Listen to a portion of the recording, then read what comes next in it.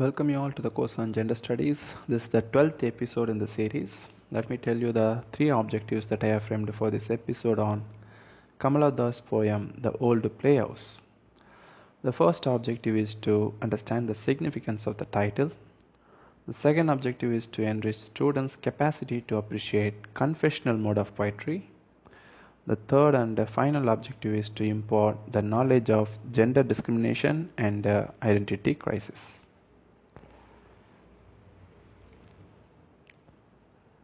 So the poem is written by Kamala Das, otherwise known as Madhavikutty. She was educated in Kerala. She is a bilingual writer. She prefers to write in English and also written some fictions in Malayalam. Her popular biography is My Days, where she confessed her life of trouble and toils. The literary award she has won includes the Asian Poetry Award, Sahitya Academy Award, which was given in 1965. She is known for her confessional mode of poetry. That is, her essentially known for her bold and frank expression of her personal life. In fact, to say her personal life became or reflected her poetry. So her frustrating emotional experience, guilt, depression, expressed in her autobiography. As far as the Old Playhouse is concerned, it's a selected from the book with the same title that deals with the recurrent theme of failure and frustration. So she has written a collection called The Old Playhouse, and it is one of the poem in it. It deals with the Kamala Das' recurrent theme of failure and frustration in love and marriage. So most of her poem picture the failure and frustration in love and marriage. So marital discord is the core of some of her poems. It clearly reveals the plight of a housewife who bewails that her egocentric and male-chauvinistic husband has virtually reduced her full-blooded and aspiring self to a mere entertaining toy. So from a virtually from a freedom to a kind of caged life. So the caged wife with her crippled spirit is helplessly destined to witness the pathetic transformation of her mind into an old player with all its lights put out. So it has a psychological implication that how a caged wife feels about her spirit, which is completely seen as an old playhouse with all its lights put out.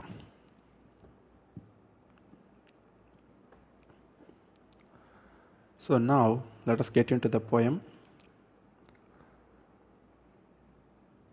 It is the old playhouse, and where she used it to be a toy. And now it is not a presently in good condition because it is an old playhouse. So she has been absolutely used and thrown away. So you plan to tame a swallow. The poem begins thus. You plan to tame a swallow to hold her pathways of the sky. So she begins the poem with a very confessional idea, and it is written in second person to show that the you stands for her husband, obviously, or any male for that matter who is having the same temperament as if her husband. So you plan to tame a swallow to hold her pathways of the sky. So swallow, the sphere of swallow is the sky. It is the natural sphere of the swallow. But when someone arrests and place it into a cage, the swallow too will begin that it is my home. And in course of time, the swallow will be forced to forget the natural sphere and take the cage as its natural sphere. Now, let us get into the poem. You plan to tame a swallow to hold her pathways of the sky. So, swallow here stands for the freedom. And you can also equate the term swallow to the wife or narrator or the Kamala Das. So you plan to tame a swallow to hold the pathways of the sky. So I just want to fly and see how the world is wide and extensive and beautiful.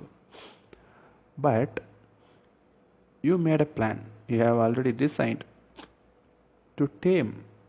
The word tame stands for convincing someone to our idea or making someone obey our ideology. So here it stands for how the husband tames a wife. How he makes a wife under his control to forget her own identity or forget her own nature. So she is culturized to the pattern of a wife. Now, Kamala symbolizes herself as a domesticated swallow. So the swallow's natural sphere, as I told you before, is sky, but it is domesticated here. Another idea is that the swallow stands for the free spirit of the poet. So her spirit is crippled or arrested or somewhat disturbed. The next two lines. To hold her in the long summer of your love. So the caged life, a tamed swallow bird, he didn't care about her happiness and interest. She was considered as a mere toy for him and to quench his sensual thirst. So to hold her in the long summer of your love so that she would forget not the raw seasons alone.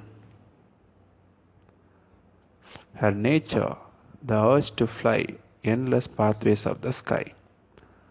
Now, owing to the caged life, the tamed swallow has been forced to forget the real happiness that it enjoyed, the real interest that it held, so that she would forget not the raw seasons alone. So in the long summer of your love, the line connotes summer, particularly in Western countries, is known as a pleasant season, but in Eastern or Asian side it is considered to be a kind of a disgusting season, where that we don't love to celebrate it as if we celebrate other seasons. And we used to say that it is we almost accustomed to the particular season, summer. Here she says, you too hold her in the long summer of your love. So I am supposed to serve you, and I have only one season, that is summer, so that I will forget that no the raw seasons alone, not the raw seasons alone. I don't know any other season is available. I have come to know that only one season is available, that is summer to me. Therefore it shows how does she feel about the tension that is surrounding her, how she is suffocating. So the word summer stands for her suffocating life. And also her nature, the urge to fly endless pathways of the sky, is also forgotten. So when she was a small swallow, she was able to fly and round through the sky. Now she has been forced to forget how to fly. So even her natural talent, the inspiration, the aspiring ideas, or even to say her nature, the urge to fly endless pathways of the sky, is forgotten, because he has culturized her. So the caged bird does not know how to fly. The caged wife, she was forced to look like a slave. Her ambitions were put down. So flying stands for the ambition. So her ambitions were put down. She was forced to live in the summer of his love. She forget about the other beautiful seasons as well. She knows only one season, that is summer. So she forget how to fly. She forget other seasons. She forget the sky of ambition, it seems. Let us carry on with the poem. Of yet another man that I came to you but to learn what I was. So whenever a woman come to another man's life, what she aspired to know is that she wants to know more about herself. How she will be given a complete freedom and the new way of life, so that she can still improve or improvise her aspirations and ambitions. So with this ideology in mind, she makes a decision to marry someone. It is not merely for the sake of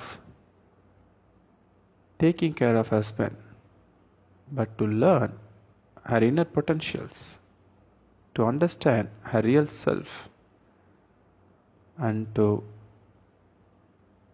know her real value in the society, particularly in the in-laws house.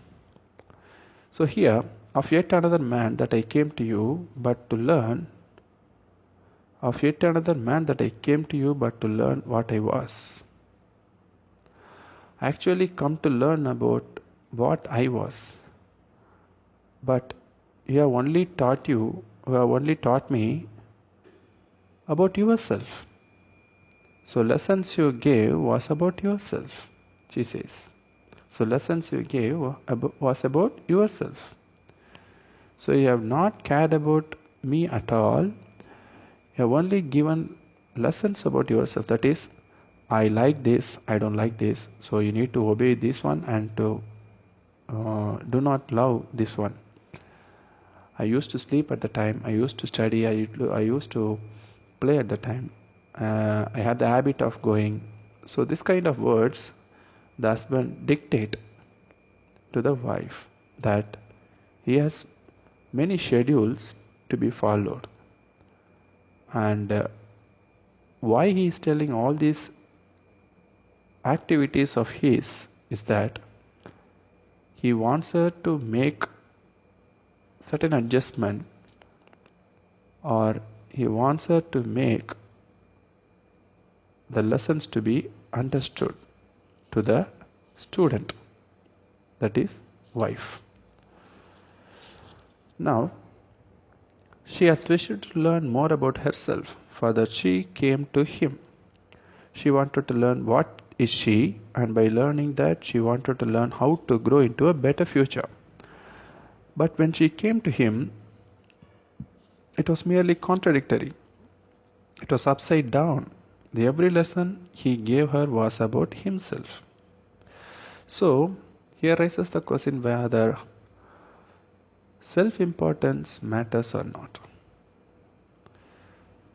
The person who is possessing the ego or self-importance will often teach lessons,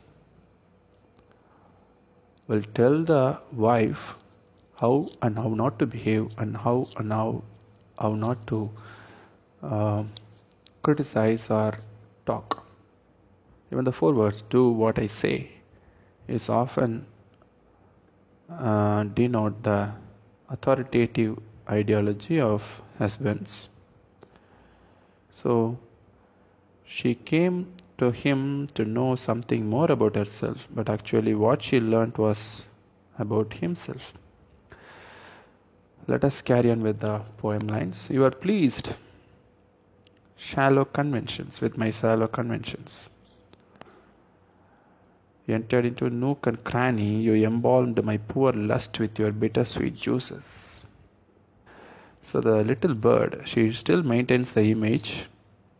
So the little bird, the symbol is still maintained that shallow convulsions are uncontrollable gestures. So here, you are pleased with shallow convulsions stands for the bodily gestures that she used to do. He was pleased with it during a sexual intercourse. So nook and cranny, you embalmed my poor lust with your bitter sweet juices. It has some sexual connotation. My poor lust with your bitter sweet juices.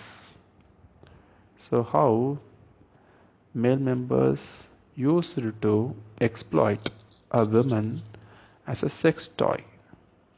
So he was pleased by her body's response, the shallow convulsions, and its shape and the sensual pleasure. The sensual pleasure is denoted through nook and cranny, you embalmed my poor lust with your bitter sweet juices.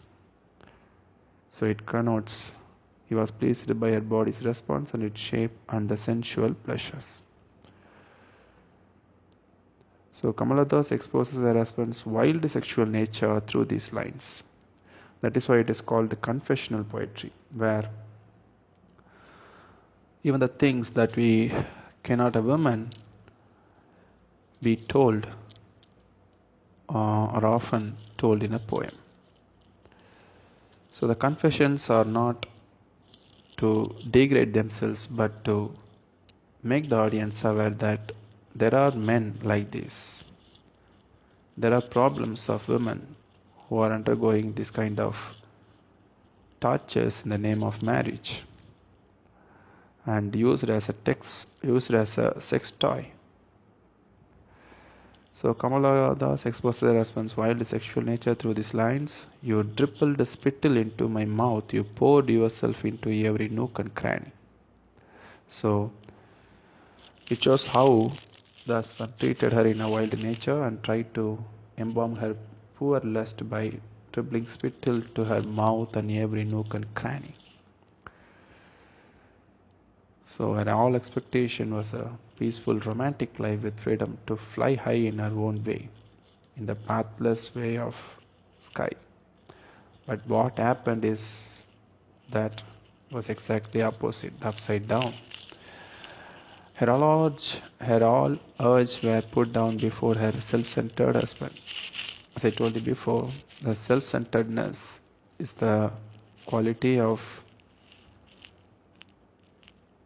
the male, particularly here the husband's self-centeredness and self-importance is shunned. You called me wife, covering beneath your monstrous ego, I ate the magic loaf and become a dwarf. So you called me wife. The sense, being a wife, she was taught to serve him food and vitamins at right time. You called me wife. The sense, you gave me an identity as wife, which I don't prefer. You only called me. She was always lived under his monstrous ego. Covering beneath your monstrous ego, I ate the magic loaf and became a dwarf. It seems that dwarf, the word, seems to subjugate women, particularly Kamala thus. His monstrous ego totally subjugated and turned her into a dwarf as she fully surrendered to his demands and became insignificant wife. So wife performing all wifely duty and functions was expected of her. Therefore she became a dwarf, that is insignificant. So falling into the trap of his hypnotic lust, she lost her former stature. She was very happy and felt the freedom in her younger days. But now she has lost everything. So left her desires behind. As a wife, under control, she always mumbled discoursing with unclear replies. The summer begins to pall. I remember the redder breezes of the fall and the smoke from the burning leaves. So she uses some of the suffocative words, summer, breezes of the fall and smoke from the burning leaves. So I remember the redder breezes of the fall and smoke from the burning leaves. So under the stifling and mechanical surroundings of her husband's company, she has lost her zest for life. So the entire environment seems to be passive and lifeless to her. So note the nature imagery she used, the summer, the rude breezes of the fall and burning leaves. So these are all some of the nature imagery she used to denote or connote suffocation of the women. How she is suffocated in the summer, the rude breezes of the fall and the burning leaves. So everything is hot, aptly symbolized in the smoke. So there is a vase in the room. In the vases, your room is, in the vases have begun to smell of human sweat. So I come across your room. She says, your room, it's not mine. So I have no space to call myself as my own. And I'm simply living in your house. The same idea is also seen some lines before. You called me wife. Your room is. So the room is not mine, and you have only given me an identity called wife. I don't call so. In the vases have begun to smell of human sweat. Even in the vases that is placed on the table, it can smell of human sweat alone, not the smell of a flower. My mind is an old playhouse with all its lights put out. So my mind has become almost an old playhouse with all its lights put out. It's a gloomy old playhouse where I'm an abandoned doll, a sex toy. So the husband becomes the very source of the pervasive oppression. So it talks about the female oppression in the patriarchy. Even the air stinks of his sweat. He turns her life into a mere playhouse with its lights put out. So another urban imagery is used here. Artificial lights, air condition, cut flowers in the vase. She says the artificial lights, the air conditioner, and even the cut flowers in the vase. These points to understand the unnatural state of her juiceless life, sapless life. She uses the word sapless, that is juiceless life, essenceless life.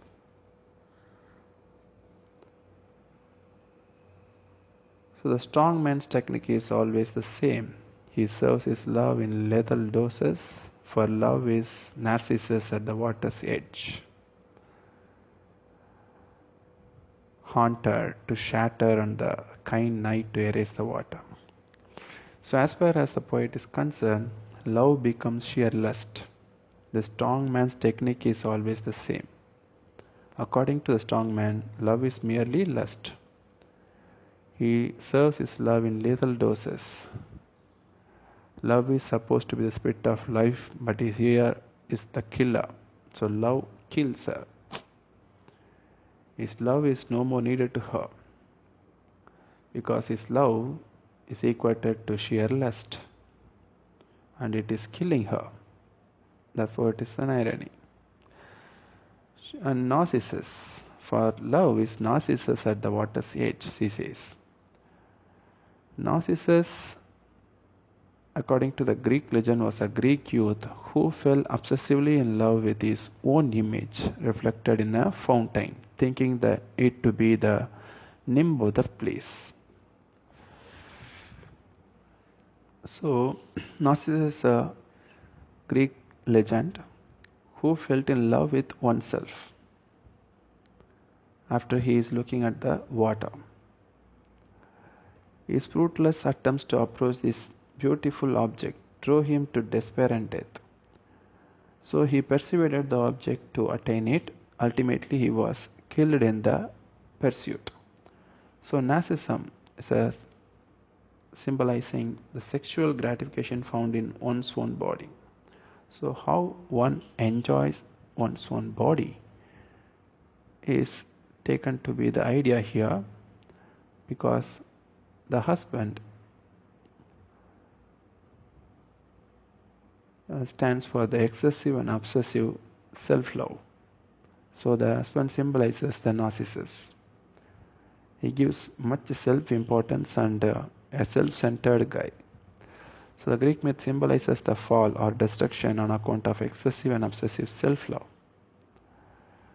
So the love leads to the life of killing. Lethal love between husband and woman is sure to lead to destructive end.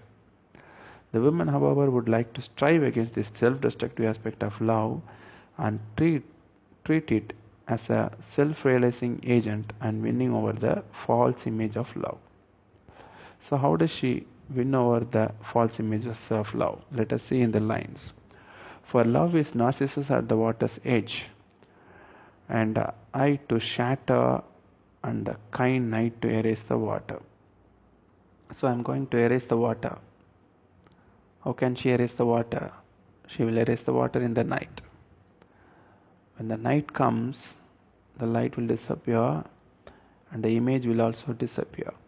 Therefore, the image in the water will be erased. It shows the woman, however, would like to strive against the self-destructive aspect of love and to treat it as a self-realizing agent, winning over the false image of love, the mirrored image of love. So she wants to erase the image that the husband holds. With this note,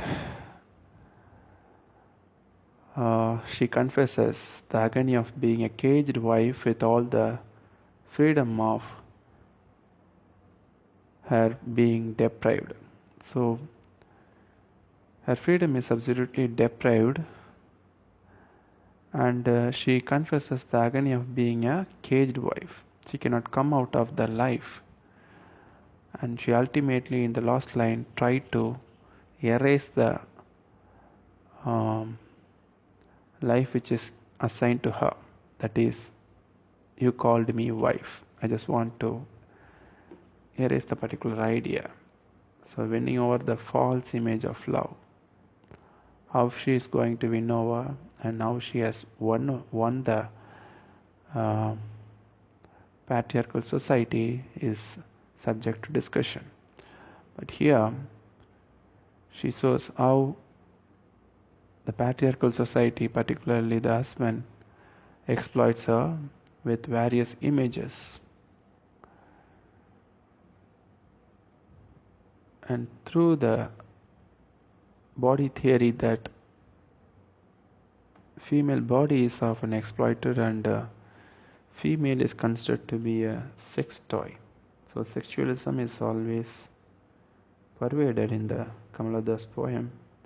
So here she talks the desire of men towards sexuality, and how it is used for the sake of, or in the pretense of love.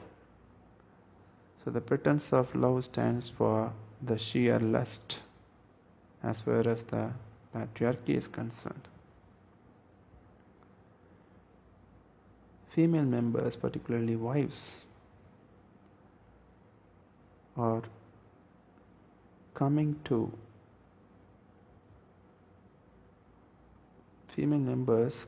a new guy called husband, only to know something more about themselves. They step into the marriage life with dreams and aspirations, and they had once enjoyed all the freedom and agility, and just like the swallow in their younger days with family members. And when they get into a new family, they expect that They will learn more from the new family, and they will get more love from the new family, and they will know more from the new family, and they will know more about themselves from the new family members. So these are some of the hopes with which they enter into a new family. So when a woman's hope is distorted, she feels like a caged bird, and whatever she imagined has not happened here. Everything is upside down. Her aspiration, freedom, passion, ambitions, dreams, everything is distorted or shattered. Therefore, the gender value is almost gone. Female is treated as a sex toy in the hands of a cruel husband. When she begins the poem, "You planned to tame a swallow," it strikes as a hammer to a person who is reading a poem. Whether it is a male, it is alarming him that you plan to tame a swallow. And she has used the term second person to make the male members who are having the same temperament as her husband to feel guilty and somewhat disturbed. And this kind of feeling of guilt and disturbance is the expected outcome of Kamala's poetry. Almost all the confessional poets want the male members having the same temperament as their counterpart should feel the kind of guilt or kind of blow that they want to give. So with this note, I just leave the poem to I just want you to contemplate over the poem lines. I have given only some of the lines from the poems. So read the whole poem and make your evaluation on the poem on the ground of confessional ideas as well as how the gender operates throughout the poem, the gender discrimination, and how the poet has lost her identity. So from a life of freedom to the caged life, from a young swallow to the young and agile swallow to the arrested and caged swallow. So chew over these points and ponder over the ideas. Thank you so much.